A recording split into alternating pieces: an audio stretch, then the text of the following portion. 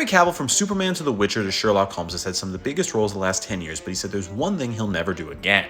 In 2017, Henry Cavill filmed an end credits scene for the movie King Arthur Legend of the Sword that didn't make it to the final cut of the movie. The reason they didn't do that was because they weren't sure they can put Cavill in the final cut, and they were also not sure the plans for the sequel anyway. But that sequel ended up never happening because the movie was a massive flop, making only $149 million on a budget of $175 million and lost $80 million total. It's not the only time Henry Cavill did an end credits scene, where after 7 years he returned to do an end credits scene as Superman for the movie Black Adam. The problem was Black Adam failed big time, where it cost $260 million to make and only made $393 million, meaning it lost $80 million. That was one of the final nails in the coffin for the DCEU and why Warner Brothers decided to reboot Justice League and replace Henry Cavill. So Henry Cavill said going forward in his career he's not going to do another end credits scene unless they're guaranteed to make a movie afterwards. And they become commercials to build hype for a sequel, but there's no actual plans for a sequel often, which is perfectly understandable. And with that, I'm Charles Pearl. Subscribe to learn something.